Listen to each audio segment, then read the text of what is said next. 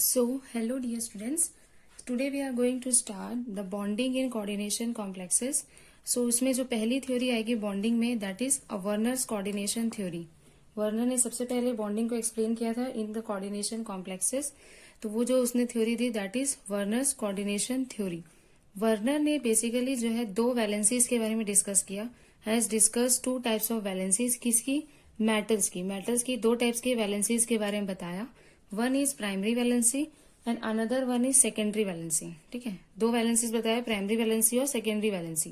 Primary valency is basically what? Oxidation state of metal को ही क्या बोला? Primary valency. और जो कोऑर्डिनेशन नंबर होता है मेटल का that is known as secondary valency. Oxidation, इसको याद कैसे रखेंगे? तो जैसे प्राइमरी वैलेंसी पी से स्टार्ट होता है. अगर आप एबीसीडी अल्फाबेटिकल ऑर्डर में जाएंगे तो एबीसीडी के बाद क्या आता है? O P. दोनों आपस में एक दूसरे के बाद ही आते हैं अल्फाबेटिकल ऑर्डर में. तो primary valency is what? Oxidation state. तो अगर प्राइमरी वैलेंसी ऑक्सीडेशन स्टेट हो जाता है तो एक और जो फंडामेंटल या क्वांटिटेटिव मेजर आता है किसका? मेटल का. वो कौन सा होता है? Coordination number. तो ऑब्वियसली जब प्राइमरी वैलेंसी आपका ऑक्सीडेशन स्टेट है तो सेकेंडरी वैलेंसी क्या होगा? आपका कोऑर्डिनेशन नंबर. क्योंकि जनरली कोऑर्डिनेशन कंपाउंड्स में हम मेटल की दो ही चीजें निकालते हैं जो मेटल से ही सिर्फ रिलेटेड होती है. एक होता है मेटल का कोऑर्डिनेशन नंबर, एक होता है मेटल का ऑक्सीडेशन स्टेट. बाकी डेंसिटी वगैरह जो है वो लिगेंड से रिलेटेड है. तो अगर हमें दो चीजें हैं और हम ये जो वैलेंसीज है ये दोनों वैलेंसी किससे रिलेटेड है? मेटल से. तो अगर प्राइमरी वैलेंसी क्या होगा? उसका मेटल का ऑक्सीडेशन स्टेट. तो सेकेंडरी वैलेंसी क्या होगा? उसका कोऑर्डिनेशन नंबर. क्लियर? ये ध्यान रखेंगे. प्राइमरी वैलेंसी उसका ऑक्सीडेशन स्टेट है. अब उसके फीचर्स देख लेते हैं. ऑक्सीडेशन स्टेट ऑब्वियसली कैसा होता है? पॉजिटिव चार्ज का मेटल का, मतलब कैसा होगा? Ionic nature. तो primary valency is of ionic nature. Next, satisfied by anionic ligand. क्योंकि आपका metal is positive oxidation state, has positive oxidation state. तो positive will be satisfied by what? Anionic ligand. Anionic means negatively charge ligand. Anionic means what? Negatively charge ligands. तो जो primary valency है which is an oxidation state will be satisfied by negatively charge ligands. Okay. Next, it may be inside और outside the coordination sphere. जो coordination sphere होता है उसके अंदर भी हो सकता है प्राइमरी वैलेंसी को सेटिस्फाई करने वाले लिगेंड्स, या इस कोऑर्डिनेशन स्फीयर के बाहर भी हो सकता है. ठीक है. It is represented by dash, मतलब इस तरह से डैश डैश से रिप्रेजेंट किया जाता है. किसको? प्राइमरी वैलेंसी को. नॉट ज्योमेट्री रिलेटेड, मतलब ये ज्योमेट्री से इसका कोई रिलेशन नहीं है. नेक्स्ट, नॉन डायरेक्शनल, इसका कोई डायरेक्शनल नहीं है. ठीक है. इसके बाद है सेकेंडरी वैलेंसी. सेकेंडरी वैलेंसी क्या बताया कि secondary valency is coordination number. जो भी कोऑर्डिनेशन नंबर है वेदर 4 है 6 है तो वो इसकी क्या होगी? मेटल की सेकेंडरी वैलेंसी. ये ऑब्वियसली 4 6 ये सब क्या है? नॉन आयनिक है, न्यूट्रल है. तो इसका कोई चार्ज नहीं रहता. जैसे ऑक्सीडेशन स्टेट +1 +2 +3 वो आयनिक है. लेकिन जो सेकेंडरी वैलेंसी है which is equals to coordination number, ये इसमें कोई चार्ज नहीं होता, न्यूट्रल होगा. It can be either 4 6 3 8. ये सारे क्या है? Neutral molecules. तो ये नॉन आयनिक होंगे. It is satisfied by all types of ligands. सारे लिगेंड सेटिस्फाई कर सकते हैं कोऑर्डिनेशन नंबर को, चाहे वो निगेटिवली चार्ज हो, चाहे पॉजिटिवली हो, चाहे न्यूट्रल हो. तो all types of ligands can satisfy the coordination number mean secondary valency. Next, always inside the coordination sphere. Obviously अगर कोऑर्डिनेशन स्फीयर है, इसके बाहर मान लो कोई भी लिगेंड्स है और इसके अंदर मेटल्स है, मान लो कोबाल्ट होंगे और लिगेंड्स होंगे, तो इसका जो कोऑर्डिनेशन नंबर होगा कोबाल्ट मेटल का वो सिर्फ किसके द्वारा सेटिस्फाई होगा? उन लिगेंड्स के द्वारा जो इस कोऑर्डिनेशन स्फीयर के अंदर प्रेजेंट है. मतलब अभी यहाँ कोबाल्ट का कोऑर्डिनेशन नंबर कितना है? 5, क्योंकि 5 अमोनिया लिगेंड्स है. तो ये 5 अमोनिया लिगेंड्स कहाँ पे है? कोऑर्डिनेशन स्फीयर के अंदर. सो सेकेंडरी वैलेंसी में जो आयंस जो उसकी सेकेंडरी वैलेंसी को सेटिस्फाई करते हैं लिगेंड्स, वो हमेशा किसके अंदर प्रेजेंट रहेंगे? कोऑर्डिनेशन स्फीयर के अंदर. जैसे जो प्राइमरी वैलेंसी को सेटिस्फाई करते हैं इट कैन बी इनसाइड और आउटसाइड, बट सेकेंडरी वैलेंसी को सेटिस्फाई करने वाले ligands will always be present inside the coordination sphere. बाहर के जो लिगेंड्स है वो उसके कोऑर्डिनेशन नंबर में इन्वॉल्व नहीं होते. ठीक है. Next is represented by solid line. Solid line में ऐसे डैश से रिप्रेजेंट करेंगे सेकेंडरी वैलेंसी को. Directly related to the geometry. Direct related है क्योंकि मान लो अगर कोऑर्डिनेशन नंबर आपका 4 आया तो ऑब्वियसली या तो इसका sp3 हो सकता है ज्योमेट्री, दैट इज टेट्राहेड्रल हो सकता है. और हाइब्रिडेशन अगर इसका DsP2 भी हो सकता है. अगर DsP2 हुआ तो इसका जो ज्योमेट्री है वो स्क्वायर प्लेनर हो सकता है. तो मतलब कोऑर्डिनेशन नंबर का which is a secondary valency उसका डायरेक्ट रिलेशन होता है किससे? ज्योमेट्री से. तीसरा है it is directional in nature. Because जो बॉन्ड्स होंगे टेट्राहेड्रल है तो उसके बॉन्ड्स एक स्पेसिफिक एंगल या स्पेसिफिक डायरेक्शन में बनते हैं। ऑक्टाहेड्रल है तो उसके भी जो बॉन्ड्स है वो एक स्पेसिफिक एंगल या स्पेसिफिक डायरेक्शन में बनेंगे, तो इसलिए ये कैसा होगा, डायरेक्शनल नेचर का, जबकि जो आपकी प्राइमरी वैलेंसी है वो नॉन डायरेक्शनल नेचर का। तो ये डिफरेंसेस है between primary valency and secondary valency. इतना बस ध्यान रखना है कि आपका प्राइमरी वैलेंसी ऑक्सीडेशन स्टेट है, तो जो भी प्रॉपर्टीज ऑक्सीडेशन स्टेट की वही आपकी सारी प्रॉपर्टीज किसकी होगी, प्राइमरी वैलेंसी की। सेकेंडरी वैलेंसी क्या है, कोऑर्डिनेशन नंबर, तो जो भी प्रॉपर्टीज कोऑर्डिनेशन नंबर की होगी वही सारी प्रॉपर्टीज किसकी होगी, सेकेंडरी वैलेंसी की। ठीक, नाउ हमने यहाँ रिप्रेजेंटेशन देखा कि प्राइमरी वैलेंसी को ऐसे डैश से रिप्रेजेंट करते हैं, सेकेंडरी वैलेंसी को सॉलिड से। उसी रिप्रेजेंटेशन को हम कॉम्प्लेक्स का रिप्रेजेंटेशन करके देखते हैं। तो सपोज ये दो कॉम्प्लेक्सेस का रिप्रेजेंटेशन मैं करूंगी, इसका रिप्रेजेंटेशन आप खुद ट्राई करेंगे। ठीक है, मान लो ये कॉम्प्लेक्स है, इसमें मैंने बोला सबसे पहले हम निकाल लेते हैं कि इसका ऑक्सीडेशन स्टेट क्या है मेटल का, क्योंकि जो ऑक्सीडेशन स्टेट है वही उसका क्या होगा, प्राइमरी वैलेंसी, और उसको हमें रिप्रेजेंट करना है डैश से। और जो कोऑर्डिनेशन नंबर होगा वो उसकी होगी सेकेंडरी वैलेंसी, और वो उसको हम रिप्रेजेंट करेंगे सॉलिड लाइन से। ठीक है, तो यहाँ पे कोऑर्डिनेशन नंबर ये जो सेकेंडरी वैलेंसी का उसका सबसे सिंपल ये है कि जितने भी लिगेंड्स अंदर है, मतलब कोऑर्डिनेशन स्फीयर के अंदर, वो क्या होगा, उसकी सेकेंडरी वैलेंसी को सेटिस्फाई करने वाले, और उसको हम रिप्रेजेंट करते हैं किससे, सॉलिड लाइन से। तो पहले उसको रिप्रेजेंट कर देते हैं। 6 लिगेंड्स है तो ऑक्टाहेड्रली टाइप का ही अरेंज होगा। तो मान लो सेंटर में डाल दिए एक मेटल कोबाल्ट, 6 लिगेंड्स मतलब 1 2 3 4 5 एंड 6। ठीक है, ये 6 कौन से, एमोनिया है, तो इसको भी लिख देते हैं। मान लो ये सारे 6 लिगेंड्स क्या है, एमोनिया है, क्योंकि ये उसके कोऑर्डिनेशन नंबर को सेटिस्फाई कर रहा है, which is a secondary valency represented by solid line. अब इसकी प्राइमरी वैलेंसी जो कि ऑक्सीडेशन स्टेट, उसको कौन रिप्रेजेंट कर रहा है, कोबाल्ट। आपके काउंटर आयन में टोटल चार्ज कितना है, एक क्लोरीन का -1, तो टोटल हो जाएगा -3। उतना ही equal and opposite charge coordination sphere के ऊपर होता है, दैट इज +3। चूंकि ammonia is a neutral ligand, उसका ऑक्सीडेशन स्टेट में कोई कंट्रीब्यूशन नहीं है, तो जो इसके ऊपर कोऑर्डिनेशन स्फीयर के ऊपर चार्ज आया वही ऑक्सीडेशन स्टेट होगा किसका, आपके कोबाल्ट मेटल का। मतलब ऑक्सीडेशन स्टेट कितना आ गया, +3, और उसको सेटिस्फाई करने वाले कितने लिगेंड्स हैं, 3 लिगेंड्स, विच इज 3 क्लोरीन। तो इन 3 क्लोरीन को हम किससे रिप्रेजेंट करेंगे, डैश से। ठीक है, तो आप इसको रिप्रेजेंट करेंगे डैश से। ये एक क्लोरीन हो गया मान लो, ये दूसरा क्लोरीन, और एक तीसरा बैलेंसिंग फॉर्म में लिखना है, तो ये मान लो तीसरा क्लोरीन बैलेंसिंग फॉर्म में होना चाहिए। आप इसको चाहे तो आप इधर 1 2 इस तरह से कर सकते हैं। ठीक है, दूसरा कंपाउंड है ये, इसमें भी अगर देखोगे सबसे पहले कोऑर्डिनेशन नंबर को सेटिस्फाई करा देते हैं, मतलब सेकेंडरी वैलेंसी को, क्योंकि सेकेंडरी वैलेंसी का सिंपल ये है कि जितने भी कोऑर्डिनेशन स्फीयर के अंदर है वो उसकी सेकेंडरी वैलेंसी को सेटिस्फाई करेगा, क्योंकि वो उसके कोऑर्डिनेशन नंबर के बराबर होगा। तो कितने, 5 और 1 6। तो कोबाल्ट मेटल को पहले बना लेते हैं सेंटर में, इसका कोऑर्डिनेशन नंबर कितना है, 6। तो पहले इस 6 को हम कर देते हैं सेकेंडरी वैलेंसी को। एक इसमें क्लोरीन होगा, एक अलग से है क्लोरीन, तो इसलिए हम उसको मान लो सेंटर में बना देते हैं। और बाकी जो है ये कौन से होंगे, 5 एमोनिया लिगेंड्स। तो ये 6 सब किसको सेटिस्फाई कर रहे हैं, उसके कोऑर्डिनेशन नंबर को, और उसी को क्या बोलते हैं, सेकेंडरी वैलेंसी। नाउ अब ऑक्सीडेशन स्टेट, ऑक्सीडेशन स्टेट अगर देखें तो यहाँ पे कितना है, टोटल चार्ज -2। अंदर देख लो कोई न्यूट्रल या कोई आयनिक है क्या, 5 न्यूट्रल तो है, लेकिन यहाँ पे एक ऐसा क्लोरीन है जो कि आयनिक है, और उसमें चार्ज होता है कितना, -1। तो अगर आपके बाहर काउंटर एंड टोटल चार्ज -2 है, तो कोऑर्डिनेशन स्फीयर में इक्वल एंड अपोजिट चार्ज होता है, मतलब कितना होगा, +2। कोबाल्ट का ऑक्सीडेशन स्टेट X मान लो, एमोनिया न्यूट्रल लिगेंड है, 0, क्लोरीन का होता है -1, ओवरऑल क्या चार्ज है, +2। तो आपके ऑक्सीडेशन स्टेट क्या आ जाएगा, कोबाल्ट का +3। और इस ऑक्सीडेशन को सेटिस्फाई करने वाले कितने लिगेंड्स हैं, 3। एक क्लोरीन जो अंदर है, जो सेकेंडरी वैलेंसी को भी सेटिस्फाई कर रहा है, और 2 क्लोरीन जो बाहर है। तो मतलब ये क्लोरीन ऐसा है जो सेकेंडरी वैलेंसी को भी सेटिस्फाई कर रहा है, प्राइमरी, इसलिए हम इसको दोनों से रिप्रेजेंट करेंगे। समझ आया, सॉलिड से भी बिकॉज सेकेंडरी को भी सेटिस्फाई कर रहा है, और डैश से भी बिकॉज वो प्राइमरी वैलेंसी को भी सेटिस्फाई कर रहा है। और 2 क्लोरीन है जो सिर्फ प्राइमरी वैलेंसी, तो ये एक क्लोरीन हो गया, और ये आपका दूसरा क्लोरीन हो गया। ठीक, ये वाला कंपाउंड का रिप्रेजेंटेशन आप करेंगे, सिंपल है, इसमें 2 क्लोरीन को अंदर कर दी, एक बाहर है। तो आप इसको देखिए, इस तरह से करना है इसको, क्योंकि यहाँ के जो 2 क्लोरीन है वो भी ऐसे हैं जो सेकेंडरी और प्राइमरी दोनों को सेटिस्फाई कर रहा है, तो उसको दोनों सॉलिड लाइन और डैश लाइन दोनों से रिप्रेजेंट करना पड़ेगा। तो ये होगा आपका होमवर्क।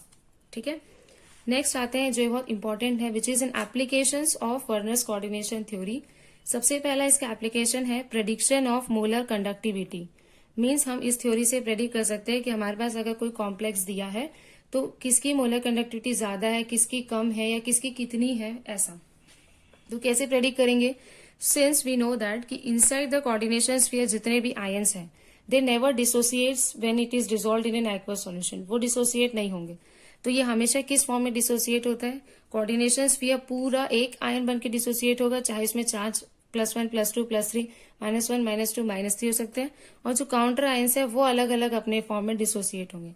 मान लो मैं अगर इसको डिसोसिएट करूं तो ये किस फॉर्म में डिसोसिएट होगा? ये हो गया आपका cobalt H2O6 plus 3 chlorine ion, ये 3 क्लोरीन आयन अलग, ये काउंटर आयन अलग डिसोसिएट होता है, कोऑर्डिनेशन स्फीयर अलग। 3 क्लोरीन है ऑब्वियसली, तो कोऑर्डिनेशन स्फीयर में कितने चार्ज होगा? +3। इसको डिसोसिएट करूं तो CO H2O5 and this will be Cl plus 2Cl minus, obviously chlorine में अगर 2 Cl है तो इसमें कितना आएगा? 2+। इसको डिसोसिएट करेंगे तो cobalt H2O4 Cl2 plus Cl minus, obviously इसमें अगर -1 है तो इसमें +1। तो अब इसमें नंबर ऑफ आयंस काउंट करो, कितने आ रहे हैं नंबर ऑफ आयंस?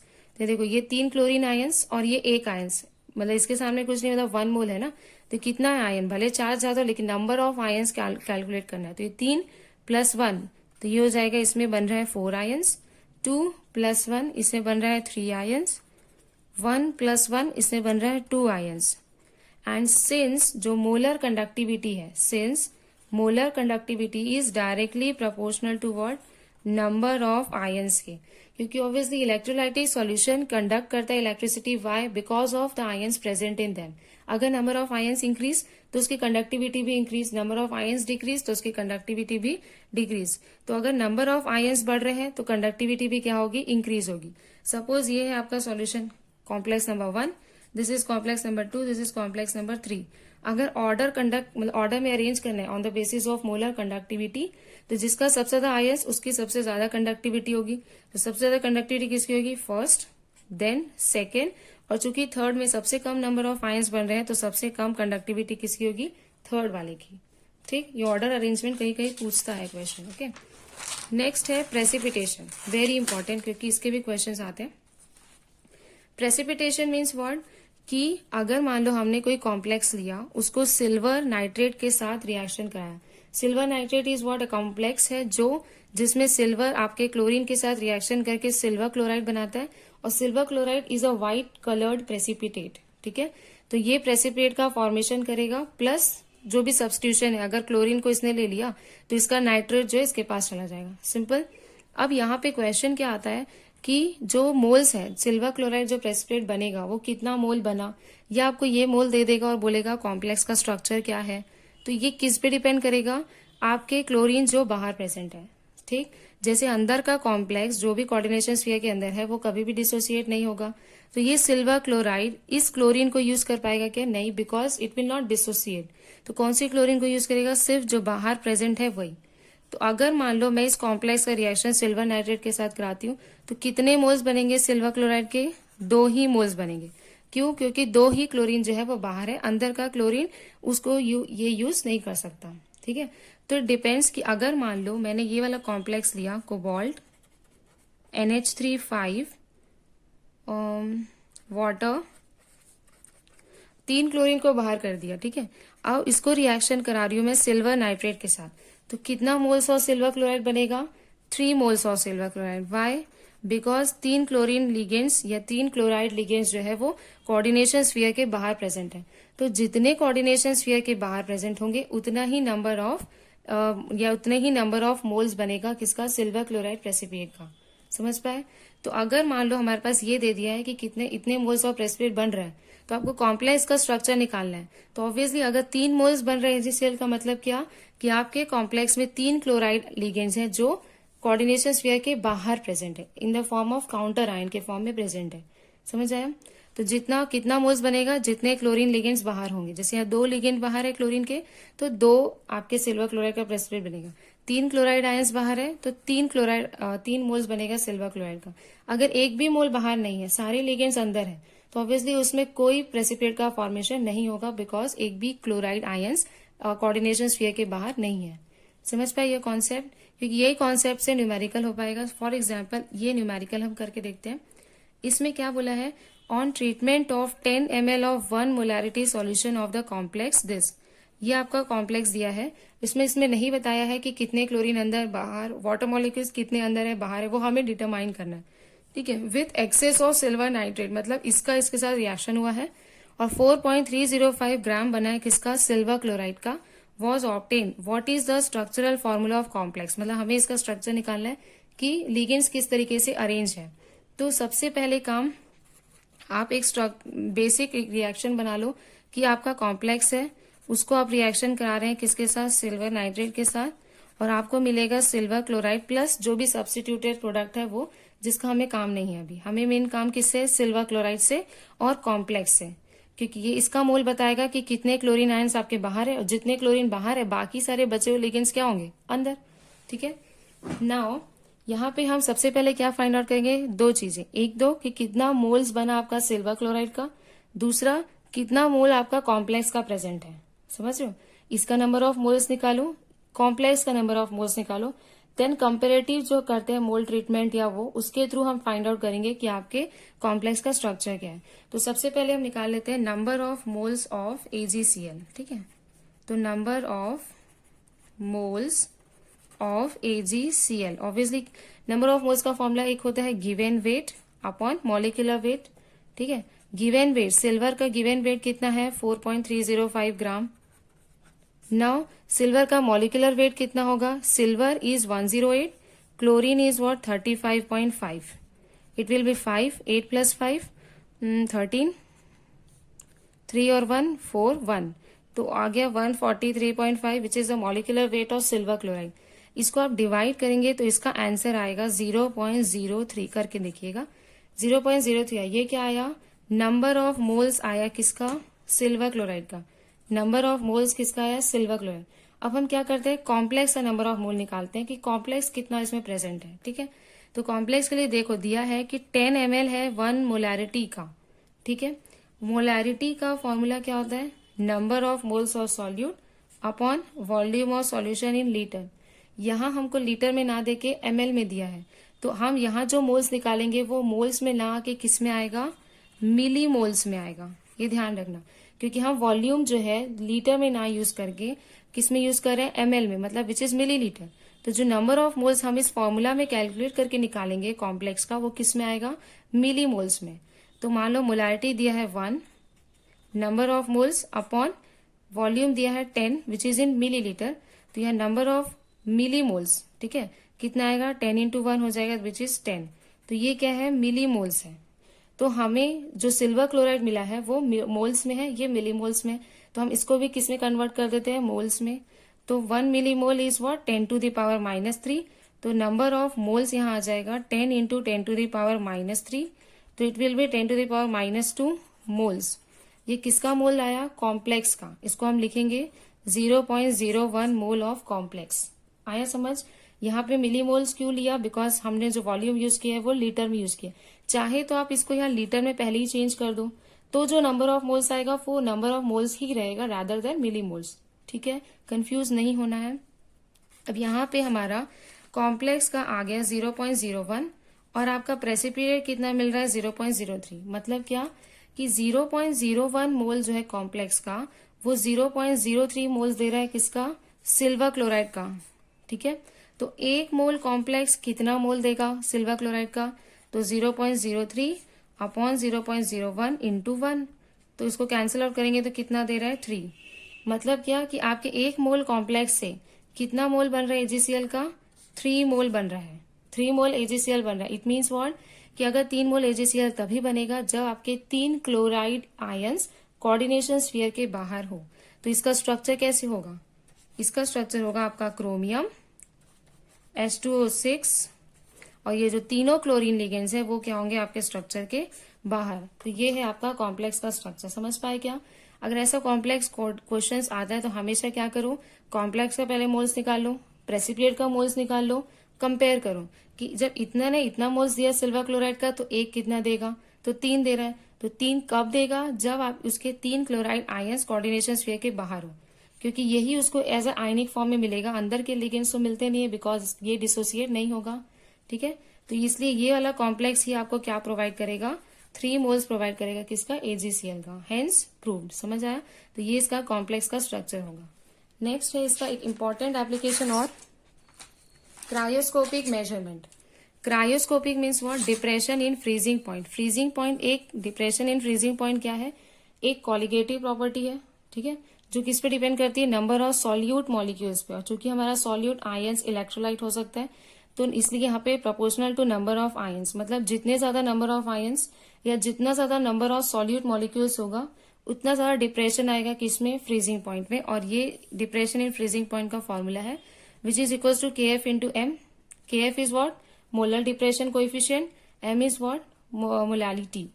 मोलालिटी है ना, मोलारिटी नहीं, ये आपका मोलालिटी है। ओके, तो ये आपका वैसे भी कॉलिगेटिव प्रॉपर्टीज, जो चारों कॉलिगेटिव प्रॉपर्टीज है वो नंबर ऑफ सॉल्यूट मॉलिक्यूल्स पे डिपेंड करती है। तो ये भी जो कॉलिगेटिव प्रॉपर्टीज है डिपेंड करेगा नंबर ऑफ सॉल्यूट। एंड चूंकि यहाँ पे आपका सॉल्यूट आयंस फॉर्म में डिसोसिएट होता है, इसलिए यहाँ प्रोपोर्शनल और क्या कर दिया, नंबर ऑफ आयंस के। इसी के बेसिस पे एक क्वेश्चन है, या फिर बोल सकते हैं कि ये कॉलिगेटिव प्रॉपर्टीज वाला ही क्वेश्चन है, दोनों कॉन्सेप्ट से हो जाएगा। क्या लिखा है, under identical set of conditions 0.1 molality solutions दिया है of solute A, B, C। 3 solute है हमारे पास, A, B, C। Solvent Y में डिसॉल्व है। Depression, depresses it's freezing point, मतलब ये है इसका depression in freezing point. A का है इतना, B का है इतना, C का इतना, क्योंकि रिस्पेक्टिवली लिखा है। If one of the solute is non electrolyte, मतलब तीनों में से कोई एक ऐसा है जो नॉन इलेक्ट्रोलाइट है, तो it can be said that, मतलब ये कंडीशन दिया है कि या तो A नॉन इलेक्ट्रोलाइट है, B आपका सॉल्ट है AB टाइप का, और C जो है वो सॉल्ट है A2B टाइप का। तो ये कैसे होगा, ये भी एकदम सिंपल है। देखो, नॉन इलेक्ट्रोलाइट अगर कोई है तो मतलब वो अपने आयंस में डिसोसिएट नहीं होगा, तो उसके नंबर ऑफ, अगर वो नॉन इलेक्ट्रोलाइट है, अगर कोई कंपाउंड नॉन इलेक्ट्रोलाइट है, मतलब it will not dissociate into ions, है ना, it will does not dissociate into ions, तो वो डिसोसिएट नहीं होगा आयंस में। अगर आयंस में डिसोसिएट नहीं हो रहा है तो उसके नंबर ऑफ आयंस क्या होंगे, कम। नंबर ऑफ आयंस कम, अगर नंबर ऑफ आयंस कम तो डिप्रेशन इन फ्रीजिंग पॉइंट क्या होगा, कम। तो इन तीनों में से जो भी नॉन इलेक्ट्रोलाइट है उसका डिप्रेशन इन फ्रीजिंग पॉइंट सबसे कम आएगा, क्योंकि वो आयंस में डिसोसिएट ही नहीं हो रहा है। तो इसमें सबसे कम कौन सा है, वैल्यू 0.01 है, ये सबसे कम है। तो इसका मतलब क्या कि B आपका क्या होगा, नॉन इलेक्ट्रोलाइट, बिकॉज उसका डिप्रेशन इन फ्रीजिंग पॉइंट सबसे कम है। और नॉन इलेक्ट्रोलाइट ही ऐसा कंपाउंड होता है जो अपने आयंस में डिसोसिएट नहीं होगा। तो B आपका क्या हो जाएगा, ये। तो इसमें से पहला ऑप्शन हम कट करते जाते हैं, तो B आपको पता चल गया कि वो नॉन इलेक्ट्रोलाइट है, तो वो कौन सा ऑप्शन है, देखो यहाँ पे लिखा है B salt of type AB, no. B non electrolyte, yes, ये देखो सॉल्ट ऑफ टाइप, नो। तो ये पहला ऑप्शन और C ऑप्शन तो कैंसिल हो गया आपका, या तो D हो सकता है या तो B या D। अब इसमें फिर निकालना है कि इसके हिसाब से देखो 2 टाइप के सॉल्ट है बोल रहा है, एक तो देखो A2B टाइप का सॉल्ट है और एक AB टाइप का सॉल्ट है, ठीक है। तो हमें ये बताना है कि A2B टाइप का सॉल्ट कौन है और AB टाइप का सॉल्ट कौन है। अगर आप इसको डिसोसिएट करो तो A2B में क्या है, 2A+ और एक B, ऐसा कुछ मिलेगा, ठीक है। और इसमें क्या, एक A+ और एक B-, मतलब A2B सॉल्ट में कितने आयंस मिल रहे हैं, 3, और AB सॉल्ट में कितने आयंस मिल रहे हैं, 2। तो ऑब्वियसली यहाँ डिप्रेशन में लिखा है कि जितने ज्यादा आयंस उतना ज्यादा डिप्रेशन, ठीक है। तो A2B में ज्यादा नंबर ऑफ आयंस है तो इसका ज्यादा डिप्रेशन इन फ्रीजिंग पॉइंट होगा। तो अब इसमें बचे हुए वैल्यूज में देखो किसका ज्यादा डिप्रेशन हो रहा है, ये 0.058। मतलब क्या कि जो C है वो क्या होगा, C is the salt of type A2B। तो C is the salt of type A2B, देखो। और आपका A क्या होगा, which is the salt of type AB। तो आंसर क्या आएगा, ऑप्शन नंबर D। ये वाला क्वेश्चन समझ पाए क्या। नॉन इलेक्ट्रोलाइट मीन्स जो अपने आयंस में डिसोसिएट नहीं होता, ठीक है। इसलिए अगर आयंस ही नहीं बन रहे हैं तो नंबर ऑफ आयंस एकदम सबसे कम उसी का होगा, तो उसका डिप्रेशन सबसे कम। तो जिसका सबसे कम वही क्या होगा, non electrolyte, that is B, ठीक है। उसके बाद हमारे पास यहाँ ऑप्शन में अगर देखोगे तो 2 ही टाइप के सॉल्ट है, एक AB टाइप का सॉल्ट है और एक A2B टाइप का सॉल्ट है। AB जो सॉल्ट है, ऑब्वियसली AB जो सॉल्ट है वो 2 आयंस देगा, और जो A2B सॉल्ट है वो 3 आयंस देगा। तो जो जितना ज्यादा नंबर ऑफ आयंस उतना ज्यादा डिप्रेशन। तो जिसका सबसे ज्यादा डिप्रेशन होगा मतलब ये, वो कौन सा सॉल्ट होगा? A2B टाइप का जो ज्यादा आयंस दे रहा है। तो सबसे 0.058 सबसे बड़ी वैल्यू, और ये किसकी है? C की। मतलब C आपका ऐसा सॉल्ट है जिसका किस टाइप का सॉल्ट होगा? A2B टाइप का। और A ऐसा है जो कौन सा होगा? फिर बचा ऑप्शन वही AB, तो इसलिए ऑप्शन नंबर D। ये दो क्वेश्चंस है which is practice by yourself वाला, मतलब आपको करना है। ये आपका जो प्रेसिपिटेशन वाला क्वेश्चन है उसके थ्रू होगा। आपको फॉर्मूला निकालना है, चारों ऑप्शन में से बताना है। ये आपको बताना है कि प्राइमरी वैलेंसी कौन सा है। तो प्राइमरी वैलेंसी इज वन, जो आपका ऑक्सीडेशन स्टेट। तो इसको ऑक्सीडेशन स्टेट निकालो, वही उसकी क्या हो जाएगी? Primary valency. तो वर्नर्स कोऑर्डिनेशन थ्योरी में इतना ही है। नेक्स्ट हम लोग बाद में करेंगे valence bond theory. Okay, thank you.